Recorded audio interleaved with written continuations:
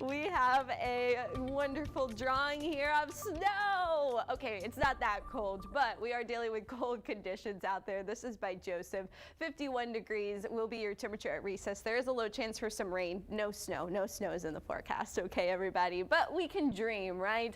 Here's don't forget, you can send your kids artwork to color the weather at KIIITV.com. Now, while we're not tracking snow, we are tracking winter-like temperatures right here in South Texas. Our average conditions in January is a low of 48 degrees and a high of 67. We are going to be below that for our low tomorrow and our high tomorrow or today as well. So we are looking at temperatures well below that average high, 53 your high today. Now this would be the coldest high since March 12th. Our average first day below 60 is November 19th, so we're nearing that mark. But 60-degree days are actually pretty rare here in Corpus Christi. Over the last 30 years, we see an average of just 19 days below 60 in one kind of winter season, or fall, winter, spring, depending on how long we see our last or first cold front. The longest stretch we've ever been below 60, that was 20 days. That was back in 1914, however, December 8th through the 27th. We are heading into a stretch where we potentially see several days staying below 60 degrees here in the coastal bend.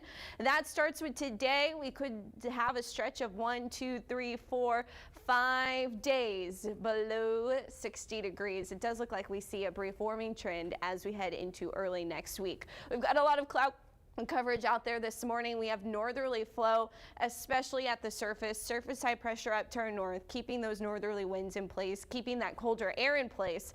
But in the upper levels of the atmosphere, we're going to see an area of high pressure begin to shift. As it does so, onshore flow begins to return, moisture also returning to the coastal bend and the Lone Star State. So we are going to see rain increasing Thursday into Friday and into Saturday as a cold front comes through. Especially Saturday morning looks like our highest opportunity for rainfall.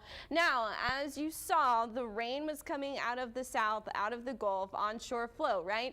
Well, we still have those northerly winds at the surface. So those warmer air conditions coming out of the south, it's going to go up and over that colder air coming in over the surface. That's why we're going to be stuck in this rather gloomy pattern ahead of us, keeping our temperatures on the cool side. Steady light rain in the forecast, unfortunately. Thick low cloud coverage and maybe some fog or mist even heading into tonight and early tomorrow morning. So it's cold and gloomy today. I'm not seeing too much in the way of rainfall, maybe an isolated shower late this evening.